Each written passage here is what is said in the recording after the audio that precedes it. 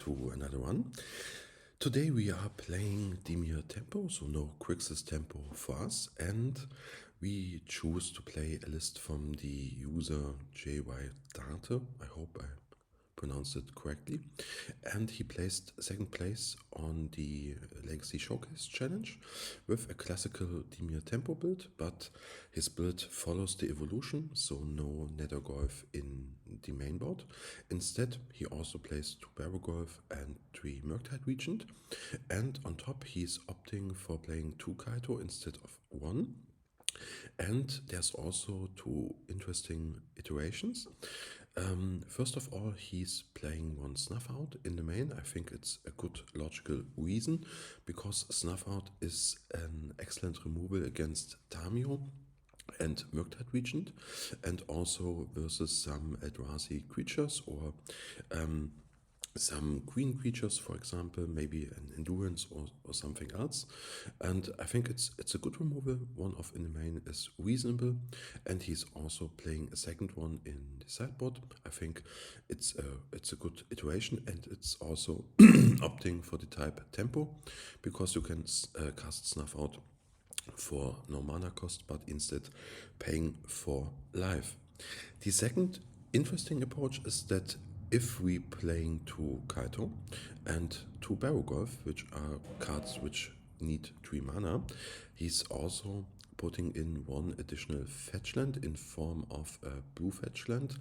As far as I can strip it down, he's playing 2 black fetch lands in form of 1 Bloodstained Mire and 1 Verdant Catacombs, and then he's playing 3 blue fetch lands, so there's 1 additional blue fetch land. He's splitting them up in face of a Epiphany Needle, for example, but for cosmetic reason you can just put in 3 of any kind.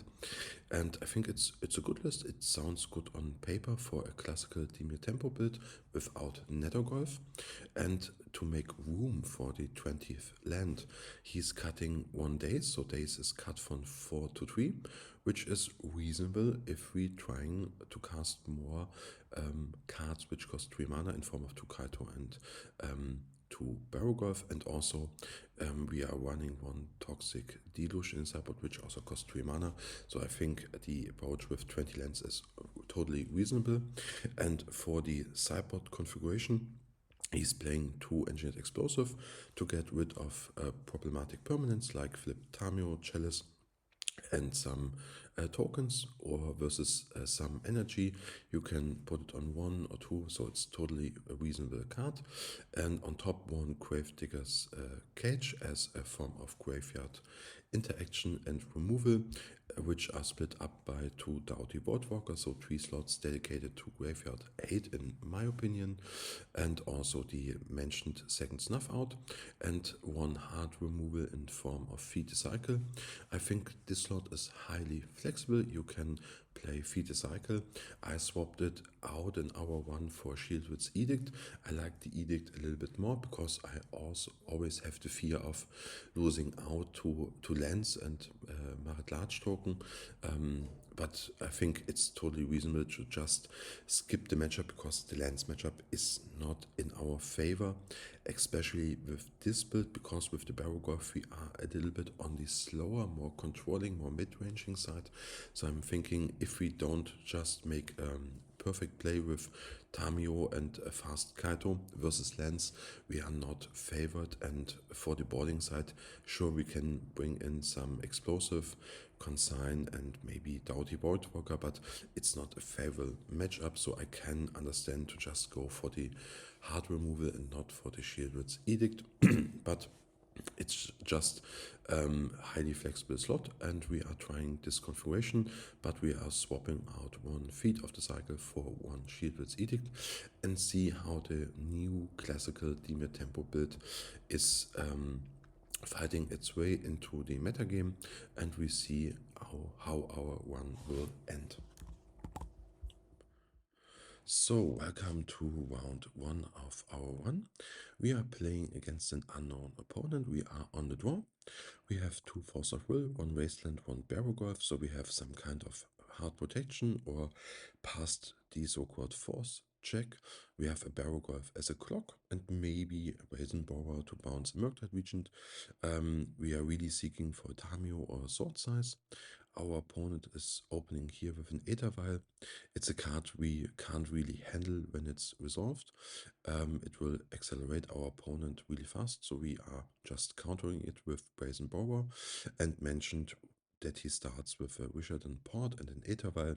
I think the Brazen has no much value, and here we are going to waste the Port to reset our game. And I'm thinking it's some kind of mono white Death and Taxes. So Aether Vial, some flash creatures, maybe some Talia, we will see. He's playing another Aether Vial. This time it will resolve. We can't counter it because we don't have a second card. Our opponent pauses here in our upkeep, I'm not sure why, and we are continuing to waste because maybe he has no lands and he has to play to the Aether Vial, and I'm thinking getting rid of Karakas as a land could be handy because it bounces Tamiyo in the future. And here we have a Brainstorm we can force, but keep in mind that our force is maybe only live through a double spell turn. So if he needs to cast a creature, or maybe some Solitude if he pitched it, or some kind of Swords to Plowshares. So the Force of Will has not that much value, but could be handy versus any kind of removal spell. So I'm thinking here really of Solitude or something else. So he's ticking up, no following land. And this time we use to just surveil. We don't want to cast a Brainstorm, at least for now. And we find a Push. I think Push is an excellent card because I'm really feared of maybe some failure from out of the Aether Vial. So we can handle this one if it comes out of the Aether Vial. And next turn we can't cast our Barrowgoyf and can protect it. Here I'm going to Brainstorm in response because I'm a little bit feared of Orcish Bowmaster out of the Aether Vial. And we find a Wasteland, which is not handy at this time, and a land, so we can decide to put the land back, but we need at least one more land. And here I'm just getting rid of instant of the land of the Orcish Bowmaster because I'm thinking it has not that much value in the matchup. And he casts a Stoneforge Mystic, which is pretty bad news because we can't counter the trigger, and we have to deal with it now. And he's just going for a Lion's Dash. So Lion's Dash is some kind of equipment creature which can target the graveyard to shrink our Murktide and Barrowgoyf and so on, but it requires white mana to do so. So at least I'm not thinking about pushing the Stoneforge now because I'm not scared of the Lion's Dash, and if our opponent plays the Lion's Dash out, we can push it anyways. So it's a little bit of a gamble, so maybe if he has better Skull in hand, then we are pretty much crushed. But even better Skull we can beat with an Barrowgoyf in the long term, so I'm not trying to waste our push, at least for now. So just waiting for the Lion's Dash patiently. And here we have Orcish Bowmaster. And here I'm not going for the Barrowgoyf play because I want our opponent to cast the Lion's Dash on out of the Aether Vial, and maybe if he's activating it end of turn, we can even get rid of it with the Bowmaster. But our opponent don't want to take this line, so he also reads our play. So he's taking up the Aether Vial, playing a Wasteland, and is not using the Wasteland immediately. That means he maybe want to activate the Stoneforge Mystic to cast the Lion's Dash from the ability of the Stoneforge, so that it can't get countered because he upticked on the Aether Vial. So first things first, we attack, see if our opponent choose to make any actions. And here I'm playing it really passionately, so really not passive, not aggressive.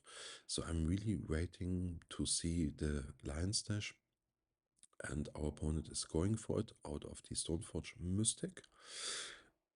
And this is an excellent timing to use our Bowmaster, which is pretty useless in this matchup. So we can save on our push.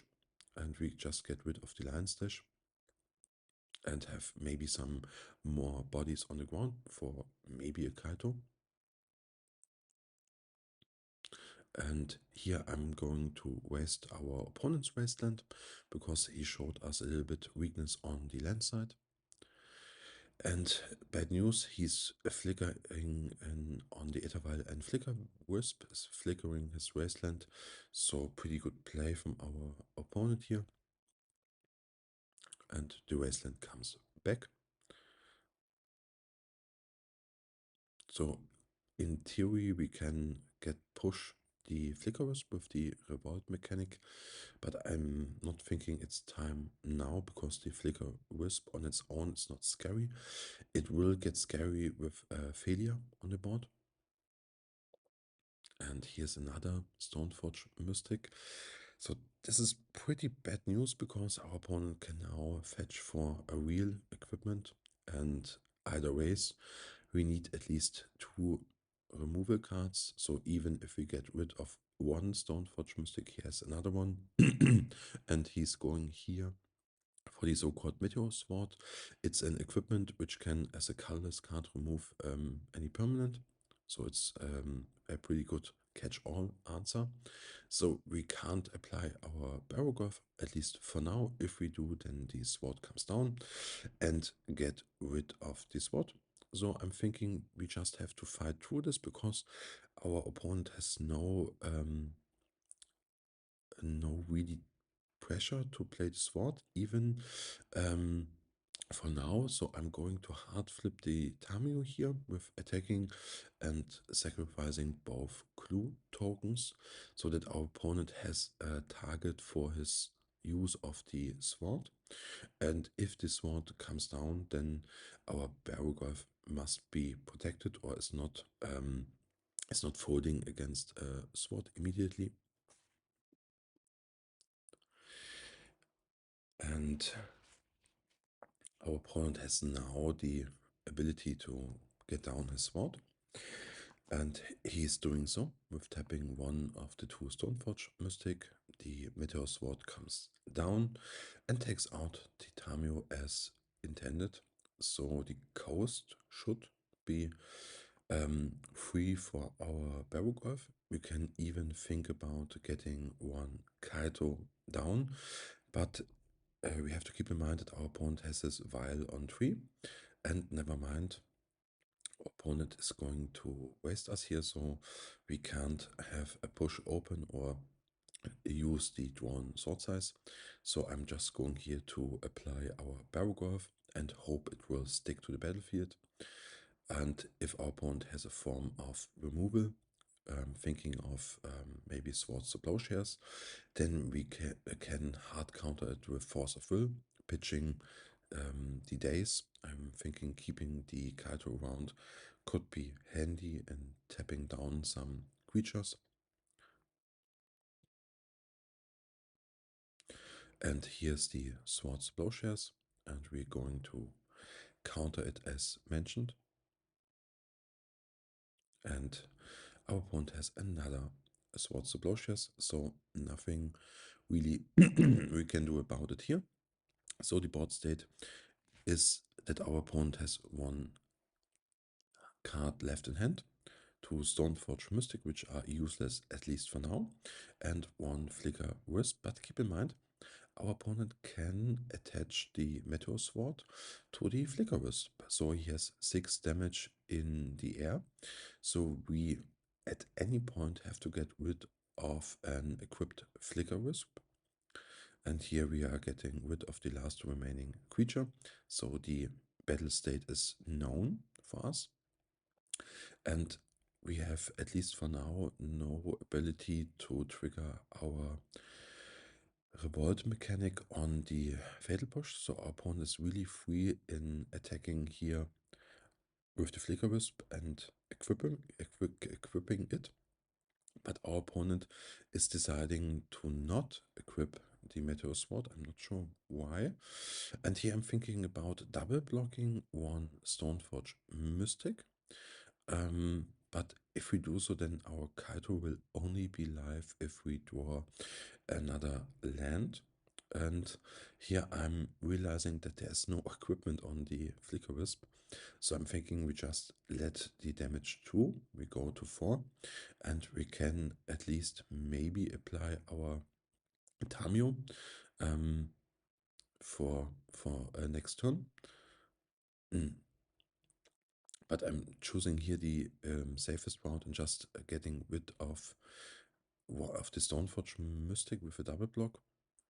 Because my thinking is if we don't block then and attack next turn, then we lose one creature, getting Kaito down, but we can tap one Kaito and then he can attack the Flicker Wisp. But I think probably a good line could be also to push the Stoneforge Mystic, which is not attacking. So attacking with one creature and then getting the Kaito down and then tapping down the Flicker Wisp. I think that's a better line, but we have to see what our opponent is playing. He's equipping the Stoneforge Mystic, so it's okay. So we took our line, getting rid of the not attacking Stoneforge Mystic, then attacking, I'm thinking with the Bowmaster, so that we have one trigger later on the line. So Barrowgoyf will not help because the equipped Flicker Wisp is lethal.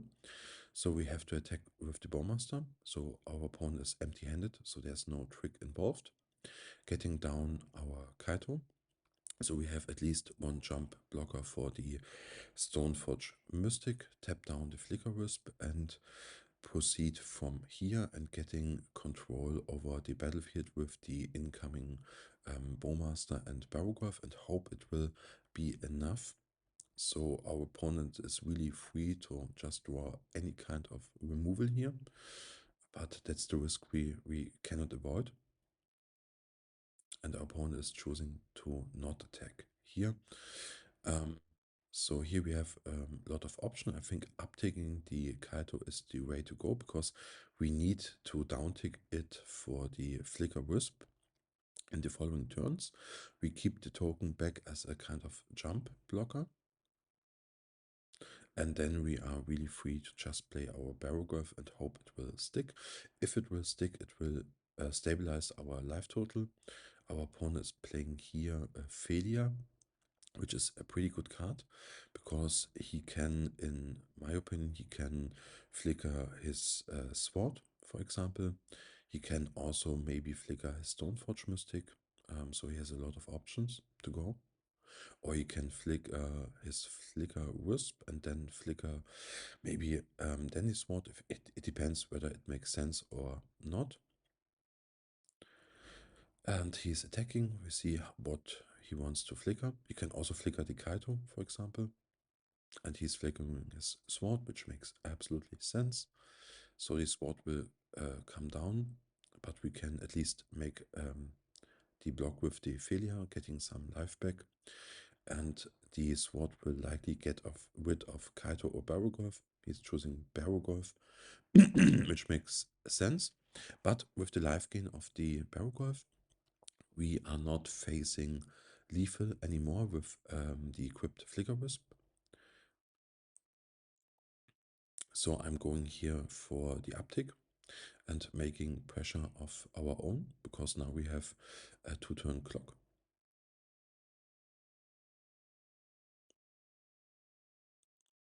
And I'm trying to ping down the Flicker Wisp in our turn. And then I'm just playing the Ponder. So our opponent is empty-handed, so playing the Thoughtseize does not make any change. We can maybe keep up the Daze if there is a hardcast Solitude, for example. It depends on.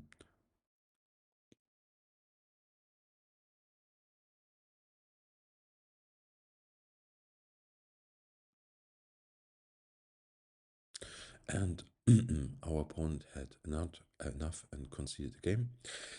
So we are playing versus the white so-called Death and Taxes maybe deck. So I'm thinking all kinds of removal are really welcome. So we are bringing in the second Snuff Out, Toxic Deluge and the Edict. So it's all excellent removal, and trimming the Dazes, because Daze is not a good card and we really want to develop our own lands, and trimming here an additional Force of Will for Barrowgoyf.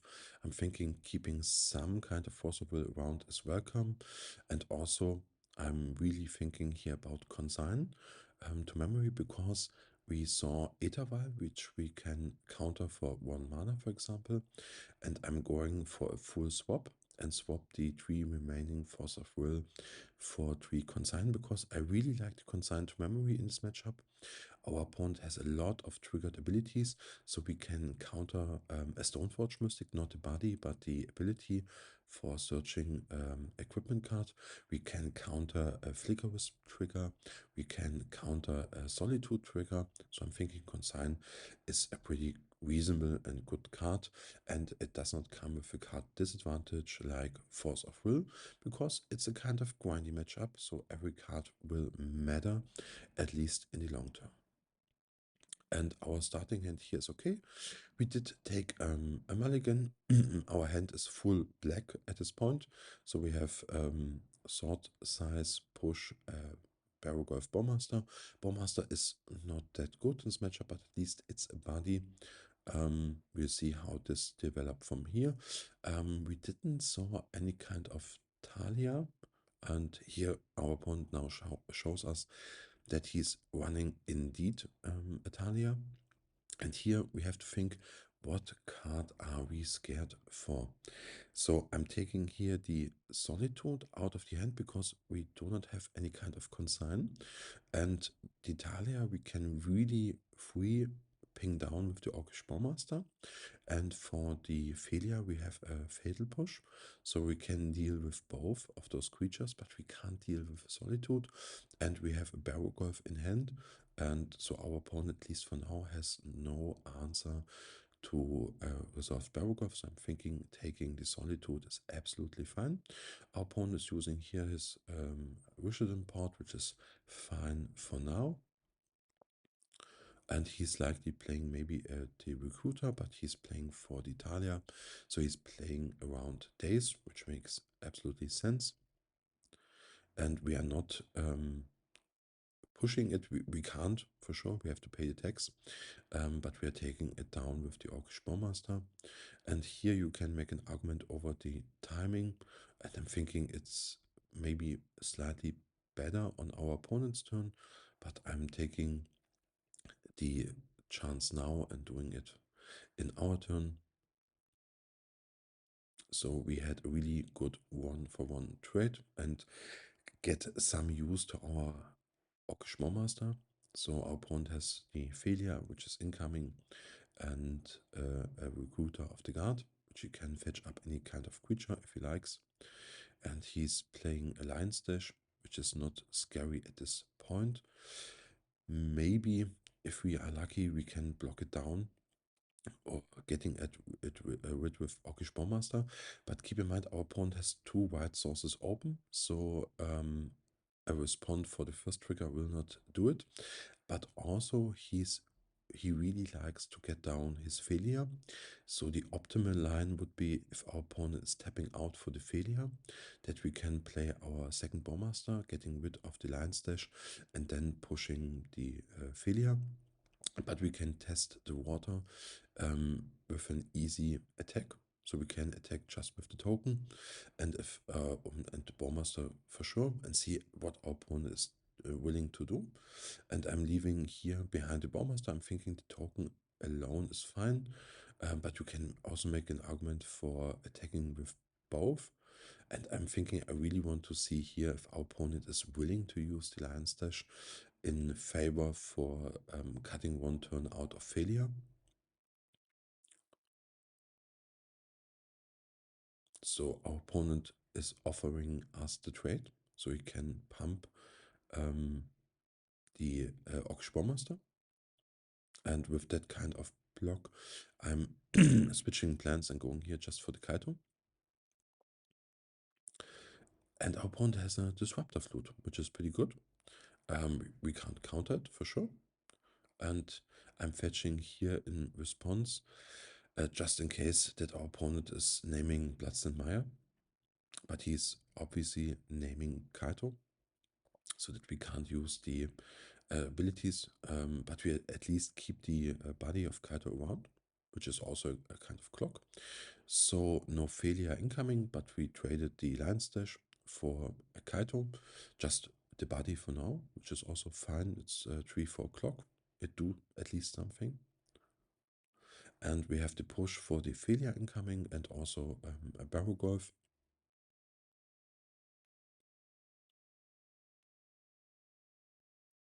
So we are really hoping for now.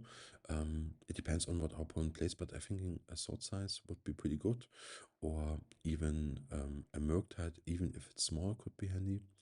And our opponent is tutoring up for a creature. We'll see what creature it is or will become.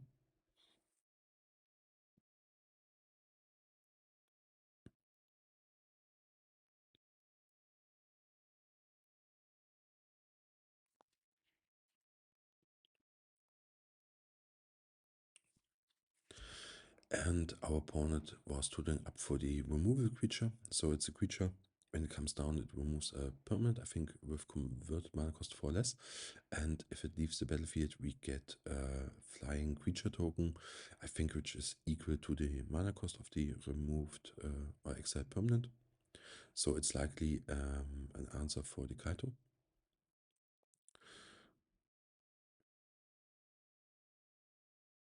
And here I'm pinging down the recruiter so that he can't block, getting our 3 points of damage into in the opponent. And our opponent has a failure, so I'm trying to get rid, because with the creature he tutored up for, he can have a chain of removing creatures. And here's a Stoneforge Mystic, which is pretty bad news because we spent our removal spell, and he's reaching for a Better Skull and is just removing the Kaito as planned. So he must have Better Skull in hand. And here I'm playing the Barrowgoyf.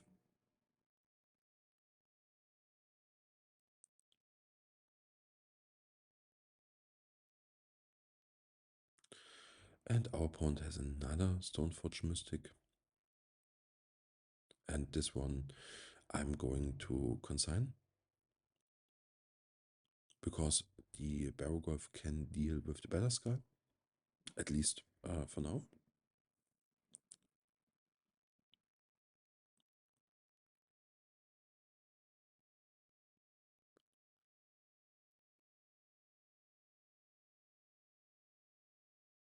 And we are going to attack with our Barrowgoyf and getting hopefully some life and some value.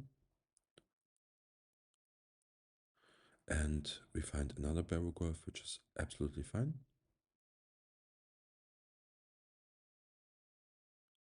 And we apply our second Barrowgoyf and going to ponder.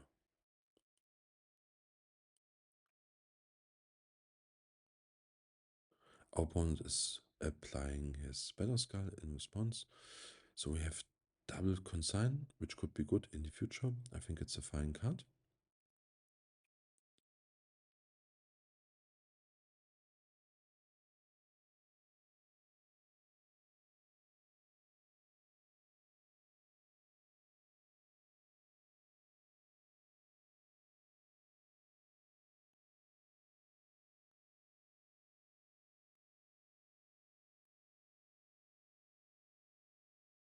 And here our opponent is attacking with all creatures, so we can block down the Battle Skull token and double block the creature so that we can get our token. So it's, I must admit, it's a little bit obviously that it's a full attack. It's a kind of desperate attack, and our opponent made it by plan and has a threat of the skies. So he's clearing the board, and he attacked with his creature so that we don't get the token on the backswing, which is a really smart play. but at least for now we have a following clock, our Murktide Regent, and hope it will stick on the battlefield. So we can counter a Solitude trigger, but we are weak to spots to plowshares.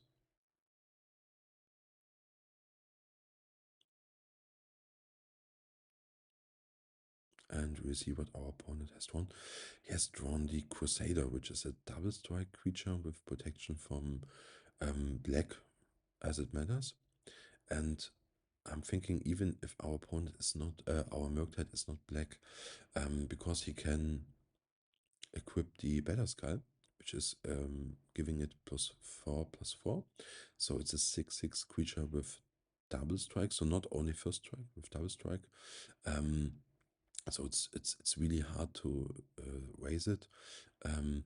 So we really need some removal for the Batterskull, which is only Brazen Borrower, or I'm not sure what we can really draw here. Maybe a second Murktide, but even if our Murktide is not black in color, the Crusader is just too strong with the double strike, lifelink, vigilance. We can't raise it. We can just jump, putting our Murktide in front of the bus.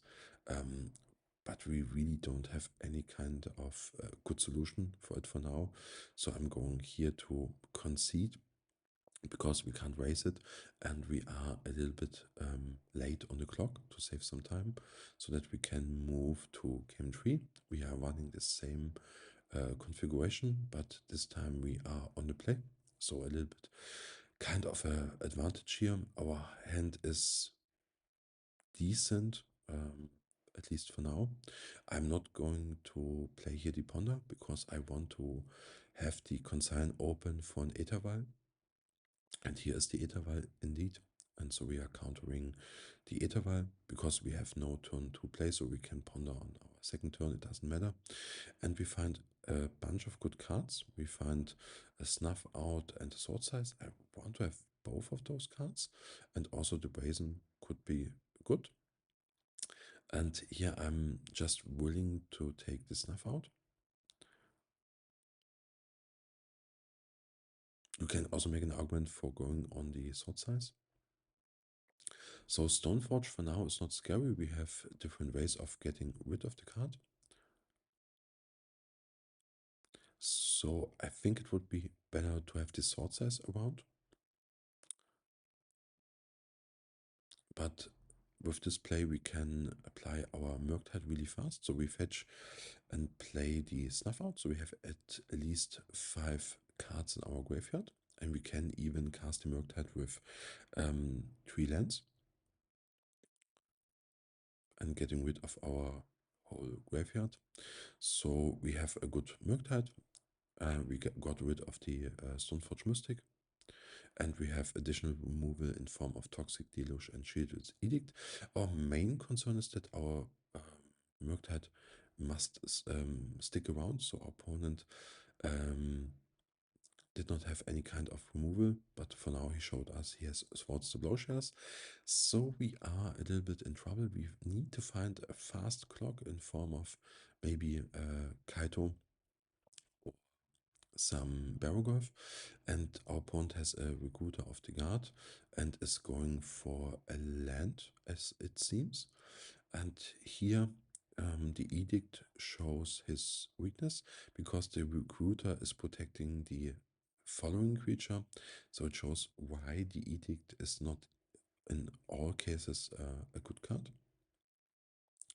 And here I'm wasting our opponent because keep in mind he fetched for a creature.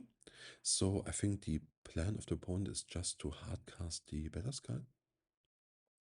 And we are a little bit low on the clock, so some minor mistakes will be made in a fast decision. So I'm just slamming down the Barrowgoyf and hope that it will stick. So we wasting that our opponent can't apply Batterskull.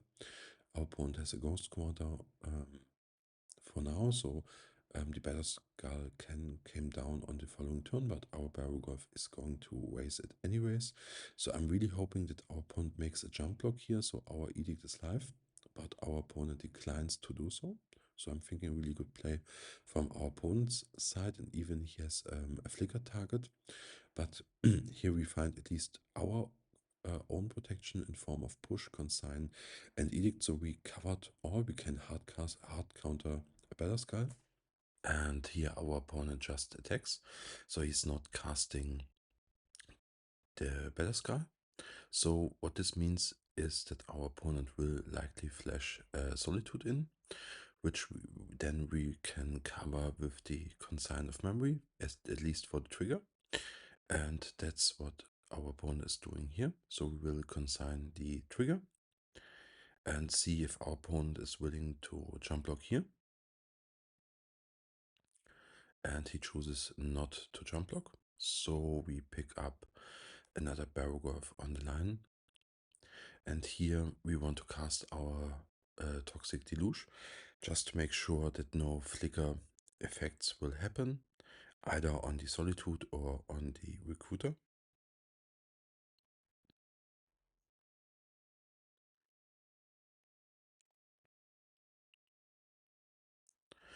And our opponent is taking here his turn, so now we can maybe hardcast a Battle Skull, we will see. And he's casting the Crusader, which has double strike and protection from black. Luckily we have the one of Shieldwick's Edict in hand, so that we can really get rid of the Crusader. And hopefully our opponent does not have a second copy. So maybe there could be a line where we can flip Tamiyo and get at least the one Edict back. But for now we're just casting Tamiyo either ways and have a push open as a kind of soft removal.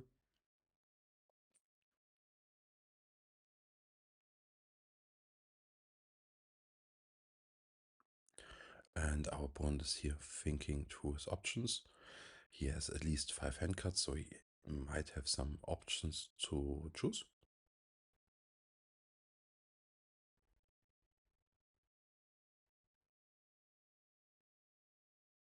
And he's going for the Battle Skull. We can just push the token of the living weapon and get through.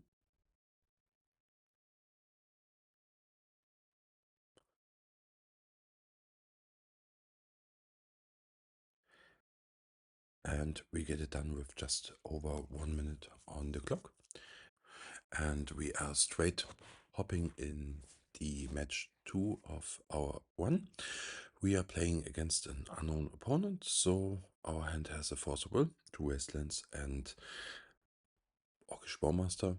So I think it's a good keep in the blind, and our opponent is opening with a Mox Diamond, discarding a Possejo, and it has been staged, so it's likely lands, no pox.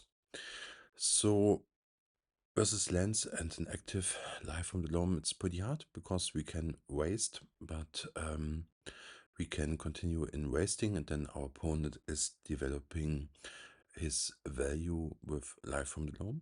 So we are not gaining any advantage out of this play line, at least, because we can't cut our opponent from green mana because of the Mox Diamond. So wasting here is in the long run a waste of time.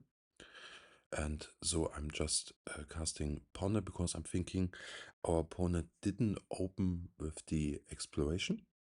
So the Thoughtseize likely have no targets besides maybe Marvel's Rumble or Crop Rotation. And I'm digging here really hard. We need at least some kind of pressure. We are looking for maybe Brainstorm, Tamiyo, Brazen, Kaito. That are the cards we are looking for because we have a Bowmaster, so that we can Ninjutsu Kaito on a time if our opponent didn't find a Wasteland. And indeed, he milled over to Wastelands, so he has access to the Life from the Loam long-term plan. So we can play on the basic island. We can even fetch for a basic swamp for a time. So that's what we are going to do. We are just leaving the Bloodstained Mire unfetched, going to fetch and for basic swamp, and hopefully to a Kaito from the top. So Fatal Push is a really bad card. Our opponent finds his exploration, so the Life from the Loam package is really live. He can either go for the combo or grind us out. So the game is over even if we find a Kaito. We can't beat the value of exploration and an active loam in the long run, because we have to stay or play the game from a basic swamp and a basic island. So even if we find Kaito, the game is pretty much over here. But I'm casting the Orcish Bowmasters anyway, and our opponent has a crop rotation. We have no card to pitch for the Force of Will, and he's going for the Tabernacle because he knows that our out is Kaito, and we are likely not willing to pay, or even if we pay, we can't make 2 land drops, and the third land drop is wastable, so there's no way out of the game. The game is pretty much locked in. So I want to just take a peek at his hand. I think the cards are known at this stage of the game.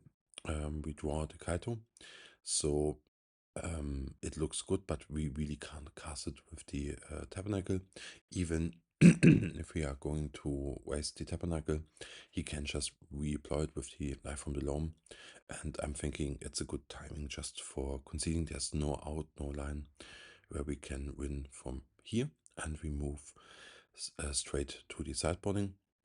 We want to get rid of a bunch of cards. So Daze, Fatal Push are pretty dead cards. You can also make an argument for some numbers of Orcish Bowmasters, because our opponent is obviously not drawing cards, but we need some kind of Bowmasters to apply our Kaito, because we are not playing Nethergolfs, so we need a cheap threat to ninjutsu in. So I'm going to trim here just 2 Bowmasters, and considering here the Dauthi Voidwalker, it has the same value. It's just a cheap threat to ninjutsu in Kaito, and also the Voidwalker has some active line because it prevents cards entering the graveyard. So our opponent will likely not cast Life from the Loam into it. So I'm really considering here bringing in the Dauthies, but I see no big downside in comparison to a Bowmaster. Besides the double black mana cost, I think it's fine, even if a Wasteland or a Life from the Loam gets exiled. Its value. It's more value than Orcish Bowmaster will generate versus lands. And I'm thinking we are going with this configuration. Keep notice that we are bringing in the Engineered Explosive. They are pretty good because our opponent can just grind us out with What's a Saga, and it can remove maybe a Piffing Needle or some numbers of Mox Diamond. So I'm thinking it's really handy versus lands. And we are obviously on the draw. Our hand is decent. We can play out from a basic island to make or try to make a big Murktide Regent. So we will obviously start with a Ponder. A Tamiyo would be better, but I'm thinking it's too aggressive to mulligan just for Tamiyo opening. We have Force of Negation for Life from the Loam, which could be really handy if we have time to make the decision. If our opponent openings with Exploration, we are pretty much incentivized to force that play. So I'm just starting here with Ponder, and we are looking for more Ponder, Brainstorm or Tamiyo, or just cards to push out a fast Murktide. So we have here Barrowgoyf, which I think is maybe too slow versus a Lance. It depends on the opening of our opponent, whether he has a Mox Diamond or Exploration. But I'm thinking keeping Consign is good. It's not perfect, but at least it will come handy if the game goes long. And besides that, it's just a blue card, which we can pitch to a Force of Will or Force of Negation. And that is what I'm going here to do. But instead, I'm going here for removing the Murktide, because I'm thinking that we maybe need the Consign, and that we can play the Barrowgoyf out of the Bloodstained Mire with fetching for basic Swamp and casting it with the Wasteland as a third land. And then we have Force of Negation as backup if our opponent goes for Life from the Loam. And if our opponent is wasting our Wasteland, I think it's okay. It's not optimal because our Wasteland is more valuable without Life from the Loam than the Wasteland of our opponent. And we hope the Barrowgoyf will stick. And our opponent has a good timing of Dismember. Our Barrowgoyf was small enough and we can't Force of Negation in our turn.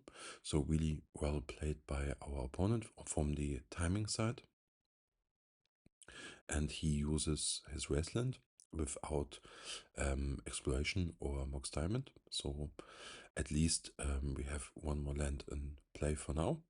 And he's going for the test pin stage. So maybe he's going just for a slow combo. He can acquire that one with the green Yavimaya land.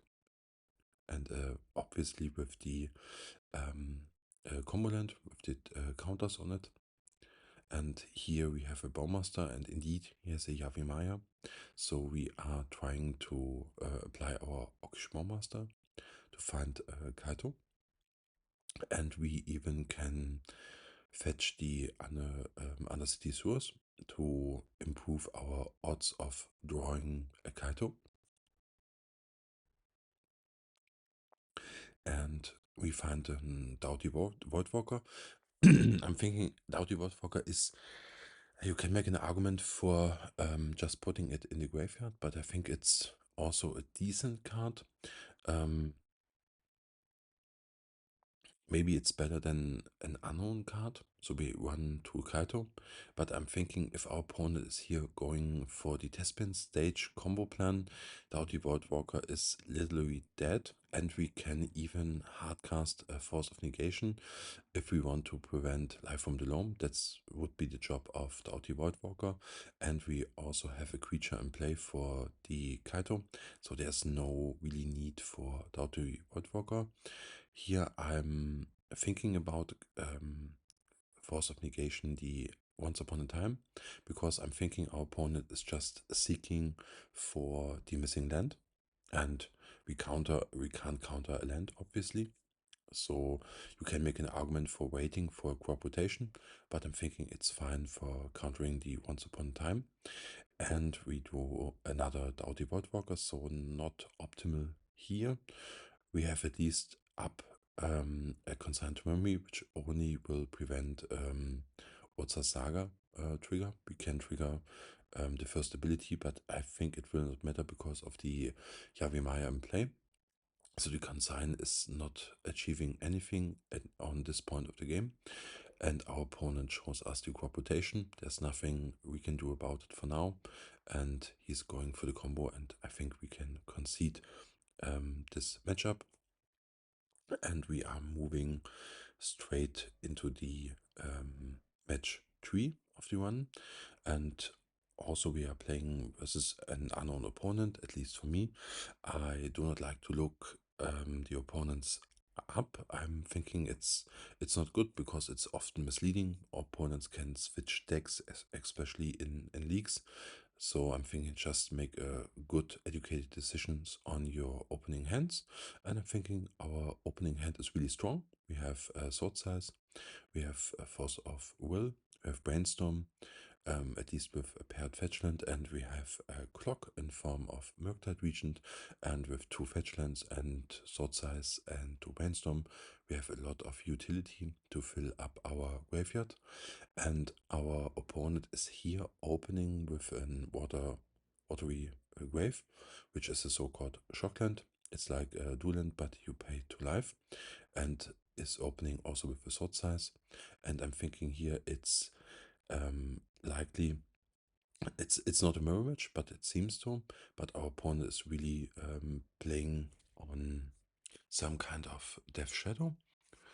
So it's likely a Dimir Tempo shell with just Death Shadow as a creature package. and our opponent took our own Thoughtseize, which is fine. So here we have two options. We can either surveil at the opponent's end step, or we can cast the Brainstorm main to avoid maybe an Orcish Bowmaster from our opponent. Our opponent is fetching here, so there could be a window for brainstorming. And our opponent is likely to cast a Hymn to Turk, so we have different options. We can either counter it, but then it's two cards are lost anyways. But I'm opting here just for playing the Brainstorm and hiding our best card, which is likely Bowmaster and Murktide Regent. So the Hymn to Turk will help to fill our graveyard even faster. But keep in mind, if we hide Murktide Regent and Orcish Bowmasters, we are likely, because of the fetch land, only to draw the top card. So it's a really tough decision, because the second card we hide is probably gone, but we have another Orcish Bowmaster anyway, and our opponent hit a land and a Brainstorm, which is fine, and we have the Murktide Regent on top.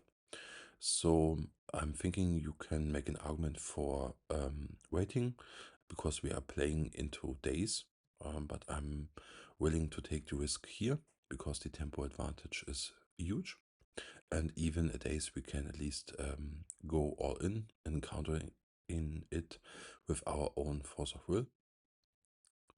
And our opponent has nothing to complain about it, and the Murktide just resolved, so no Daze from our opponent's side.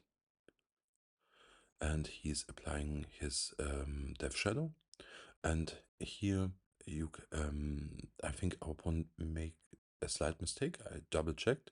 He has 13 life and the Death Shadow is 13/13, so he dies as a state-based effect, so no counter needed here.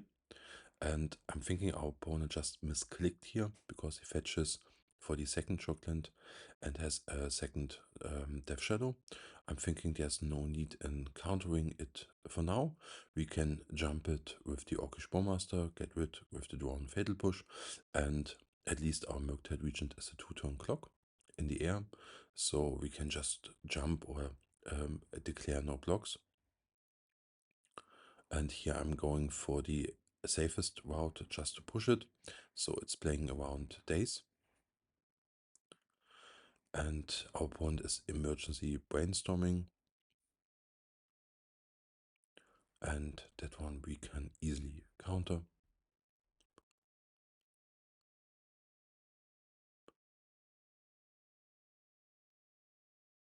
And here our opponent needs some form of a fourth land with a Kaito, or a Brazen Borrower could be an out.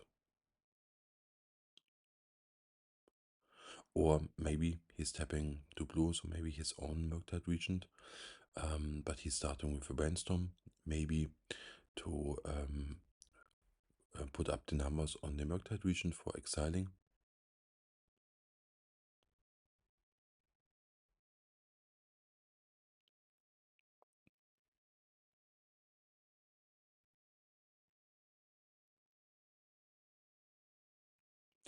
And here it seems so that our opponent has found his own Murktide Regent. So his Murktide Regent is one counter ahead of ours. So we can't attack, but our opponent can also not attack, because he's dead on the backspring. So we have kind of a stall situation, but keep in mind we have a lot of outs, because our outs are lands. If we find a land we can attack, our opponent has to block, and then we can get rid of the opponent's Murktide Regent by pinging down the Murktide Regent. So we are in this position favored, because we only need to draw a land, and we have plenty of them in our deck. And our opponent is also not free in attacking, because he's back on dead on the backspring, and we can even, if needed, jump with a Tamiyo.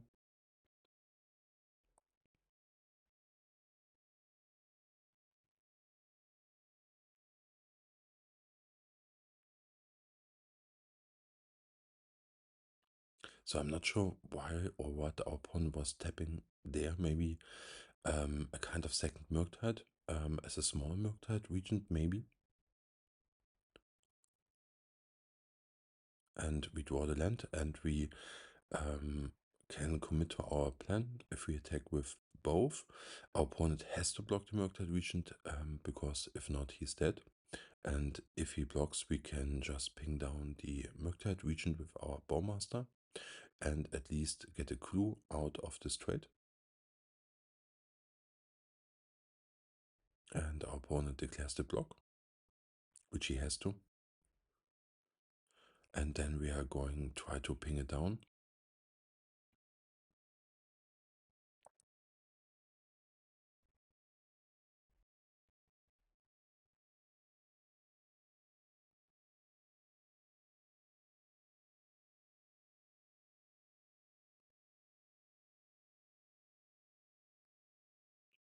And indeed, our opponent had a second Murktide, which he was thinking about the turn before. So it's a small one, it's just a 3/3 Murktide. And from this situation on, we have the same board state, we have a stall situation. We can at least push 1 or 2 damage through. It depends on how our opponent is blocking. Here I'm going to crack the clue first to find maybe a land drop, so that we can cast our Thoughtseize, but I'm thinking it's not really needed. Our opponent has a blind card in his hand, so we just have to draw some of our outs, which is just pressure or Brazen Borrower or Murktide of our own, or even a second Bowmaster would be fine. But first things first, we take a peek at our opponent's hand, and he has a Street Weight and a Force of Negation. He can't cycle it because he's going down to 2 life, which is pretty dangerous. He can't fetch if he does not want to die to Orcish Bowmaster. So we will see how our opponent is using his cycle creature. And he found a Death Shadow as some form of clock. I'm not thinking it will matter much because we have a lot of ground blockers in form of the token. So we find Wasteland, which could be handy, not especially for wasting. You can make an argument for wasting if we think our opponent is running Barrowgoyfs, so that we can prevent at least a Barrowgoyf or a Kaito from coming down. Or you can make an argument for just cracking a clue, but then our Tamiyo will die. So I see no good attacks here, and we just pass the turn without cracking the Wasteland, because I'm thinking it's has more value down the line, because we can also hardcast our own Kaito if we found one. And I'm not thinking that our opponent is really running Kaito, but I'm not convinced. And indeed, we get rewarded. We find our own Kaito. And I'm willing to take the risk and play into Daze, because we do not have that much time. And here I just need to crack the exact black mana to cast Kaito. And here I'm going down to tap down the Death Shadow, because if we block down the Murktide Regent, we have to jump it, at least with Tamiyo or Orcish Bowmaster. And we want to keep the Bowmaster alive, that our opponent can't Brainstorm, can't Ponder. And here he is attacking with the Murktide. The Kaito, we are going just to protect the Kaito. And that's the game. So we move to sideboard. So we are playing likely a kind of mirror match, with the difference that our opponent is running Death Shadow. So we want at least as much removal as we can. So we bring in the Shieldred's Edict. We likely bring in the one more Barrowgoyf. I'm thinking Snuff Out is fine. We saw at least a Murktide Regent. So if our opponent runs also Tamiyo, it's even better. But I'm thinking just because of the Murktide Regent, it's a good argument to bring just the second Snuff Out in the main deck. I want to get rid of Force of Will because it's a kind of card disadvantage. especially in a kind of mirage. I'm really also interested in Dauthi Voidwalker because I'm thinking it's a fine creature. If our opponent wants some number of golfs or even for slowing him down with the Murktide Regent. So I'm just bringing in one Voidwalker as a fourth card of the fourth Force of Will. You can make an argument for putting in more, but I'm thinking just one is okay. The matchup is not about Dauthi Voidwalker, it's just a medium card. And our opponent is starting here with Watery Grave. He's thinking about tapping it, and he's putting it tapped into play. So we have just Wasteland and Undercity Sewers, which is not optimal, but the game goes longer than maybe 5 turns. So we have to make a long-term play. And here I'm just going for the Wasteland because our opponent had no turn 1 play. And sometimes the matchups are about cutting your opponent off of some colored mana in the early game. And here we have to play the Undercity Sewers. So we are really weak against a Wasteland of our opponent. Our opponent is here fetching in response to the Surveil trigger. So I'm thinking not a good timing because our opponent can just wait our trigger and then he can fetch in the end step. And here I'm getting rid of Brainstorm because there are 2 reasons. Because we are looking for a land, and I'm thinking playing Brainstorm is pretty dangerous if we are playing against the Orcish Bowmaster deck. And our opponent took an interesting decision because he was not using his fetch land. So I'm thinking he's needing it more for an Orcish Bowmaster or playing his own cards. And we have the same, so the game is mirrored and our opponent leads with the Brainstorm. So we are really incentivized to play our Orcish Bowmaster. And our opponent has a Daze, which is fine because he needs to bounce at least the Undercity Sewers.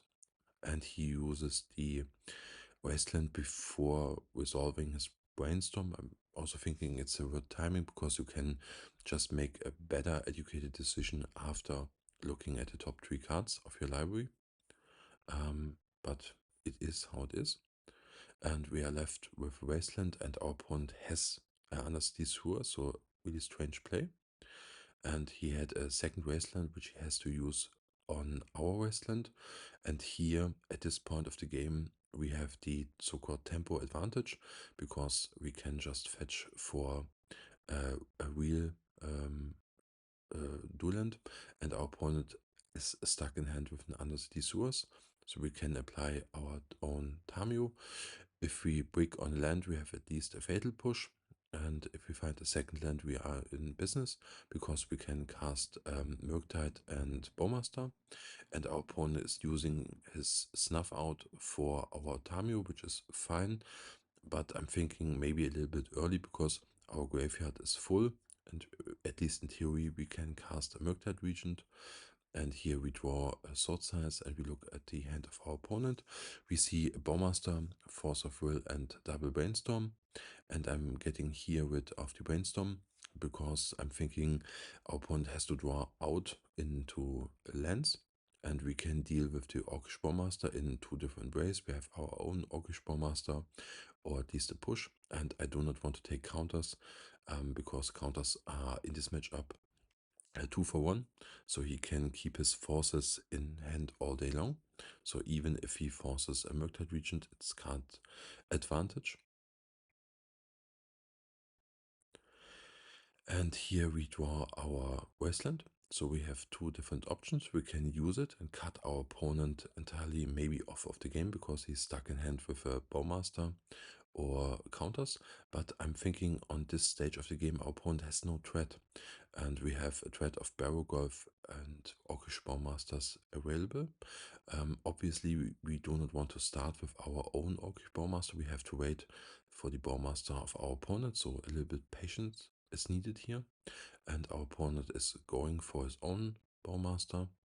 So I'm thinking there's no need in response flashing our Bowmaster because we do not want to play Brainstorm or Ponder immediately. and maybe our opponent is leading into a Ponder or Brainstorm. So I'm even getting the trap more and take the damage to hope that our opponent is casting maybe a Ponder or Brainstorm. And he declines, so at the end step we play our Orcish Bowmaster, so our opponent has the option to counter it, and he's really aggressively going to do so, and is left in hand with 2 cards. And we find our third land of the game. So we have 2 or 3 options. We can cast our Barrowgoyf, which plays into Daze. We can cast our own Orcish Bowmaster first, or we can cast a Murktide Regent. And here I'm going for the most greedy play. I'm just going for the Barrowgoyf. Because our opponent just uses his Force of Will. And we get rewarded because our opponent had no counter. So the Orcish Bowmaster line would be not that good because our opponent had his own Bowmaster. And if our opponent is not finding an answer in form of Fatal Push, immediately he's pretty stuck, and he's going to attack here. So maybe some kind of dismember. I'm not sure what he wants to accomplish with that. And here that was really smart play. He wanted to accomplish the Revolt trigger of Fatal Push, which is fine. So maybe you can argument for not blocking it. It also be true. And we are playing a Murktide Regent. Have Daze and Bowmaster as kind of backup plan, and even have a kind of removal for Murktide Regent of our opponent in form of Brazen Borrower. So we are really covered here in all angles. We would be a little bit weak to maybe another Wasteland, followed by land Murktide Regent. Or even, that could also be an option, if our opponent finds one more land and gets down some kind of Kaito. So our concerns are just Kaito, Brazen Borrower at this point of the game. The Kaito we can handle with our own Orcish Bowmaster, and the Murktide Regent with the Brazen Borrower. So I'm thinking the game is pretty much over. Our opponent is going to fetch, and in response we are just going to ping him down. So we are on our game 4 of the run. We are 2-1, and we are on the play, and we have a 1-lander hand versus an unknown opponent. And here I'm really considering taking a mulligan. We can lead with Ponder and land, and I do not want to take the risk on stuck on 1 land, especially with a lot of mirror matches incoming. So our second hand is not much better. We are looking like a mono black aggro deck with Thoughtseize, Orcish Bowmaster and Barrowgoyf on turns. But I'm thinking it's a plan. At least we can even fetch for a basic swamp, because our game plan just involves black cards until turn 3, and we have some kind of permission in form of 2 Wastelands, which could be in most matchup enough to get over the finish line. And here we take a look and we see it's not a Dimir Tempo, it's a kind of storm. So we're getting rid of the claws, and our opponent is stuck with 2 duress, so he can likely cast them, and he will see the bad news. We only have creatures in hand, so no spells for us. They are not needed. So our opponent has left a fetchland, Chromox, and a second duress, which he will just imprint into the Mox, and we draw a Brainstorm. And here we have the option to just play our own Orcish Bowmaster or waste our opponent. But I'm thinking we will stuck to the plan. We need at least some kind of pressure, and our opponent has no key card in his hand, at least for now. So I'm thinking we need as much pressure as we can get, not in form of Orcish Bowmaster, but in form of the incoming Barrowgoyf, which can really close out the game pretty fast. and we draw a Murktide Regent, which could be handy if we draw a blue source and can maybe dig for a counter. But keep in mind our opponent has a second duress in hand, which he can choose to imprint or just cast before going off to see whether the coast is clear or not. So we really have to uptick the pressure, because our opponent will likely find some action cards, and he's leading with a Thoughtseize and gets rid of the Murktide Regent and our Brainstorm. So he is left with the known Chromox and an unknown card, and we draw at least some kind of a blue mana source, and our opponent is here with 3 lands. We see what our Barrowgoyf will bring us here, and we find a second Barrowgoyf, which is pretty good. So we are casting the second Barrowgoyf and going to waste the Ward of Whispers to prevent that our opponent is casting Besiege the Mirror with 4 mana and sacrificing the Chromox. And indeed, it was enough pressure. So I think we got a little bit lucky here and hope the best for game 2. I think sideboarding is a little bit tricky, because I'm thinking we are fighting against some form of black Saga storm, as to speak. So he's likely running Otsa Saga, so Consign is at stock a good card. Here I'm just swapping windows because of the bug that the appeared card preview does not go away. I'm thinking Grafdigger's Cage is fine, because it prevents going off from the graveyard, and also if our opponent is playing maybe some Echo variants, I'm not sure whether this deck runs at least Echo of Aeons. So in the blind, I'm thinking getting rid of Fatal Push is fine. You can make a good argument for cutting or trimming down some numbers of also Orcish Bowmaster or Daze. It depends on how confident you feel on the matchup. I'm thinking Snuff Out can also go. It's not needed here. And I'm just making sure that I get rid at least of 2 Bowmasters and getting in the full explosive for the Saga tokens and Lion's Eye Diamond and Lotus Petal. And we are cutting all the Dazes from the deck, because I'm thinking especially on the draw, Daze is not so good versus Storm, because they can really outmuscle you on mana sources with maybe Lotus Petal, Chromox, Mox Opal, and so on. And therefore I rather have an Engineered Explosive or some other cards. And our hand is decent. It's not protected versus a turn 1 kill, but keep in mind that the Storm decks often not kill on turn 1. They are a little bit on the slower or protective side of the combo range. So we cast our Thoughtseize to look what our opponent is cooking with. So we have 2 payoff cards in form of Infernal, or in this case Pseudo's Demonic Tutor, Besiege the Mirror, and Dark Vigil. And the clue which is keeping this hand together is Dark Vigil. So we're getting rid of the Dark Vigil. So our opponent can't cast Besiege the Mirror. He can cast the Infernal Tutor, but he needs at least 1 more mana source from the top of his library. And even then, combo kill is maybe not a guarantee. So we use the time window to apply our Voidwalker to protect ourselves versus a kill from the graveyard with the Besiege Gaia's Will line. And see what our opponent has to speak about that one.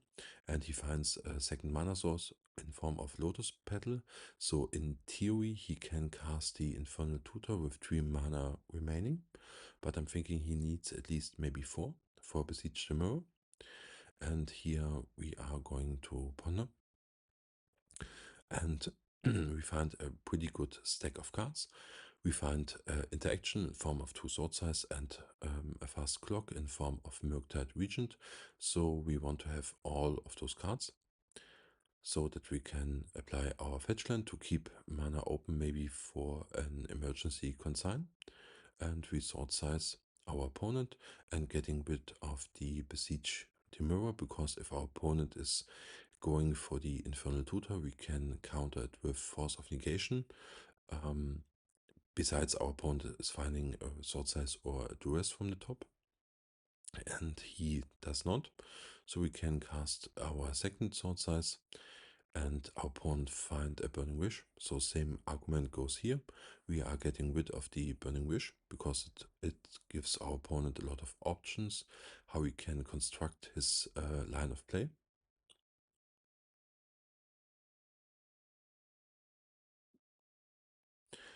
And here I'm deciding it's a good timing window to get rid of the Murktide Regent, and we can just apply our Barrowgoyf so that we can force our opponent to going off with the Infernal Tutor because he's running out of time. And he draw a Vault of Whispers, which he shows to us because he played it first. And he's likely to casting the Ritual, which is fine, then the Infernal Tutor, and we are going to counter it as planned.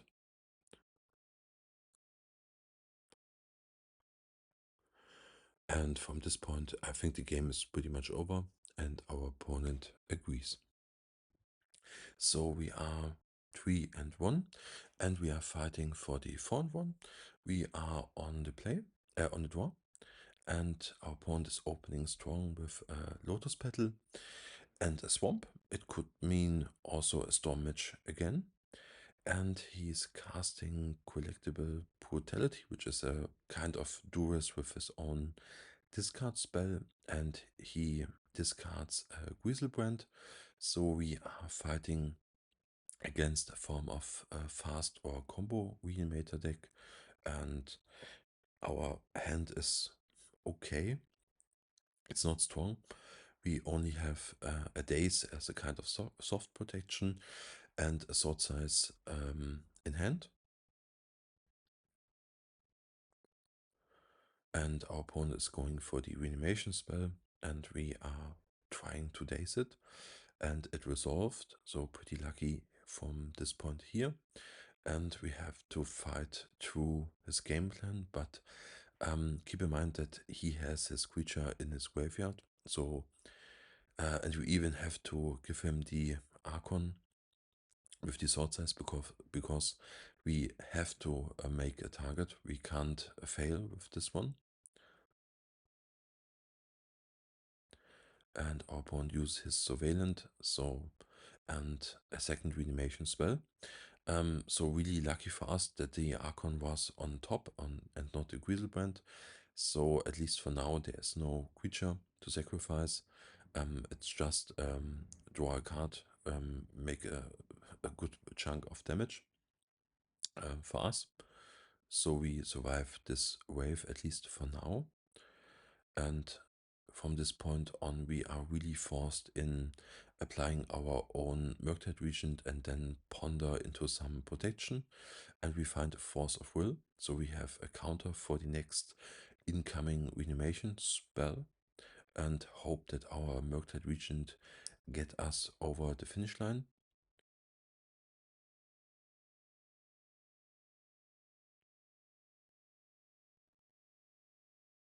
So at this point, we are just crossing fingers and hope that our force is enough. And here our opponent made a good play. He has a Cable Therapy, which is likely naming Force of Will. And indeed, it named Force of Will. So he knows the coast is clear. And he has an Animate Dead, and we are dead on the trigger of the Archon. It doesn't matter.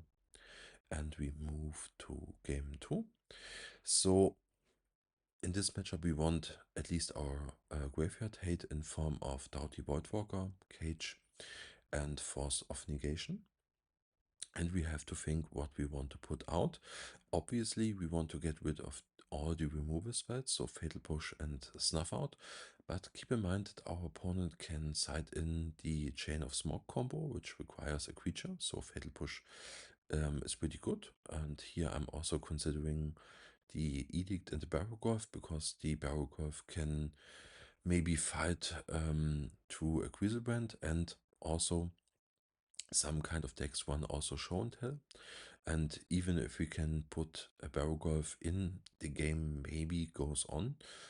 So it's a little bit kind of desperate play, but we have to see how and what our opponent is sideboarding.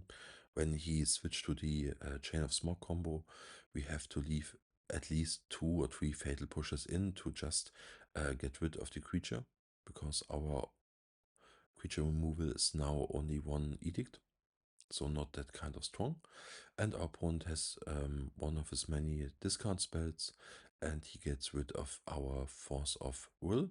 So our protection is likely the remaining cage in play.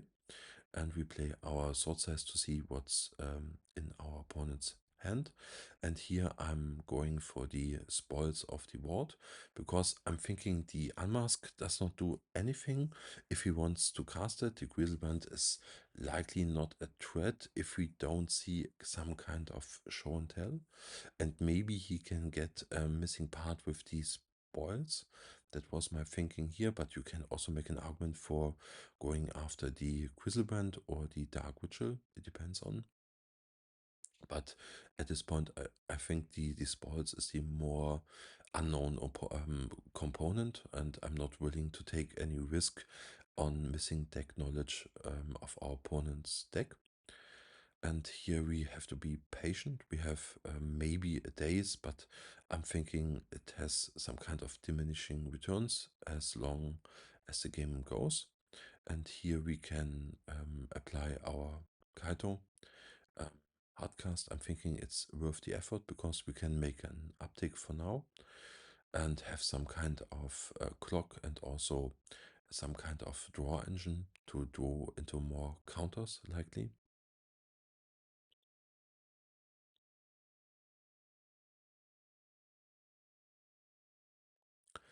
And here our opponent is using his Unmask and is exiling the known Grizzlebrand.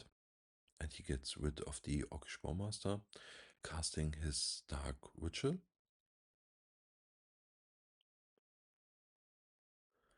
And the show and tell is indeed in the deck, and he's casting an Archon of Quality. So we have to sacrifice our Kaito, discard our last hand card.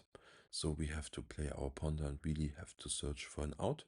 And we find an out in form of Shieldred's Edict, so pretty lucky here. And we cast it immediately and hope that our Force of Negation, which is under the Edict, will at least stop our opponent. And then we have to find some kind of pressure or clock, because our opponent is at really healthy 20 life points. So at least for now, the graveyard line is shut down by the cage. So we are really weak against that known show and tell line and maybe a Chain of Smog combo. And our opponent indeed boarded into the Chain of Smog combo. I'm not sure how he puts or fits all the cards into the deck, because I'm thinking he's going at least for 2 to 3 copies of show and tell. The Chain of Smog combo is a package of 8 cards, so I'm not sure what the deck is trimming out of the main board. So at this point, it's really a kind of grindy game where we have to find pressure. Our opponent has to find some kind of combo pieces. And here we find a Murktide Regent.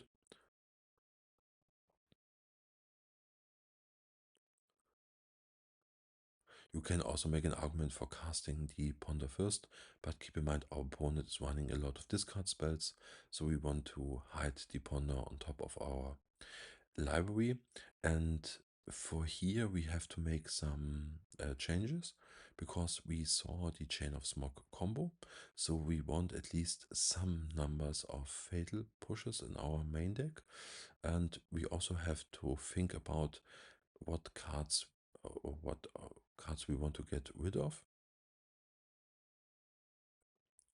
And here I'm trimming some numbers of Orcish Bowmaster, which is I think is fine.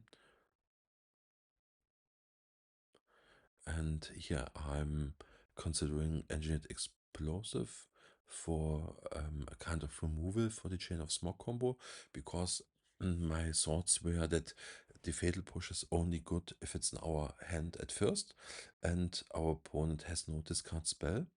So I'm here trying not to board in two fatal pushes, but to engineer explosive, because if our opponent is going for the chain of smoke combo, he wants Thoughtseize and Unmask, and he can easily get rid of the fatal push. Um, and here indeed our opponent is leading with an unmask. So I'm thinking keeping Engineered Explosive is pretty good, because our opponent likely has no kind of removal for the artifact type. So I'm thinking it's a good sideboarding plan, better than Fatal Push in this particular matchup.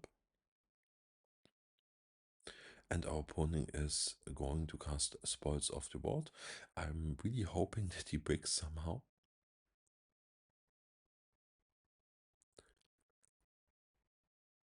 And he didn't brick.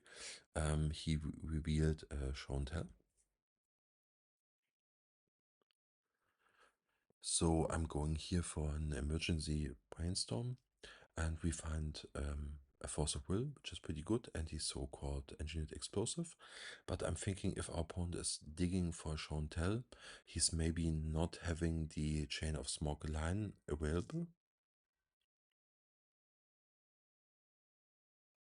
and he's going to Thoughtseize us. And here I'm willing to Daze the Thoughtseize, because I really want to keep up our hard protection in form of Force of Will. And we have pressure after that in form of Murktide Regent. And here we are going to ponder. And there's the known Engineered Explosive and Force of Negation. So you can make an argument for shuffling, but I'm thinking we really want a blue card for our Force of Will.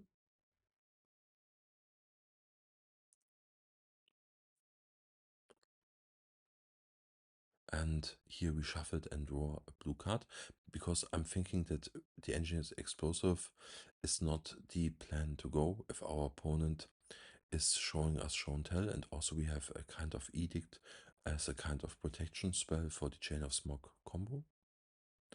And here our opponent is playing show and tell, so we are trying to force this one.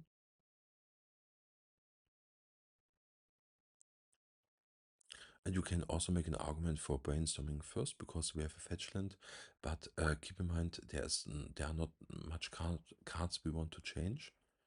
So we want to have the force, we want to have the edict, and some kind of threat, whether it's Murktide Regent or Barrowgoyf, it will not matter that much.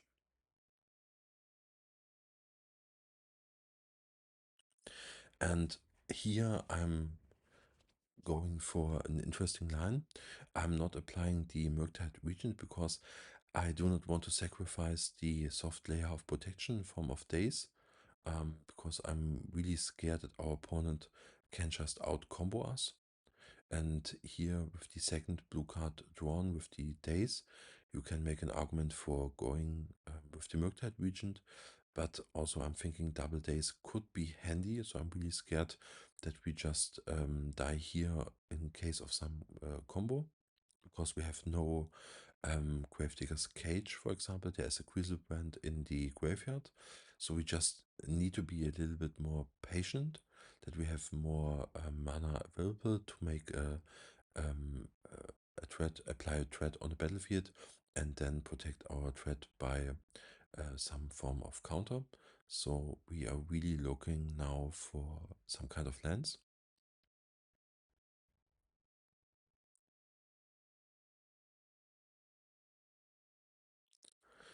And here I'm going to take a huge risk in just applying the Barrowgoyf, and hope that our line of Force of Will and double Daze will be enough to stop our opponent from going off anyways. And our opponent is starting with the Chain of Smoke combo piece in form of the creature. So we have to Force of Will that one with removing the Murktide Regent, and hope that our Barrowgoyf will get us over the finish line.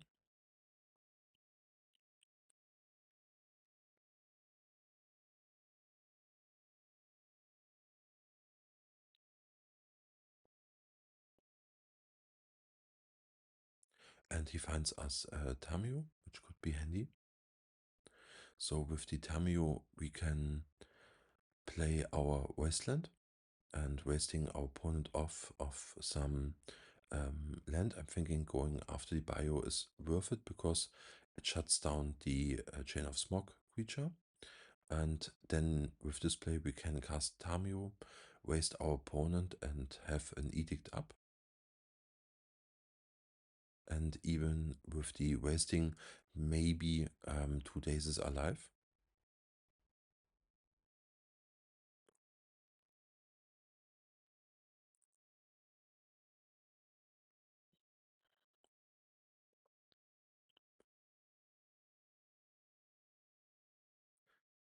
And we will see what our Barrowgoyf will find us here.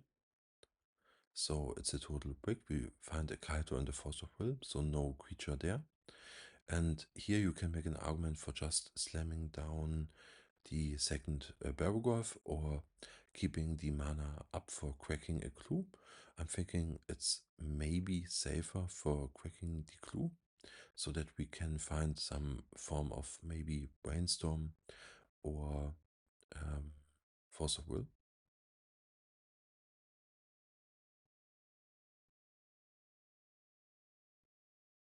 And our opponent is casting Dark Vigil.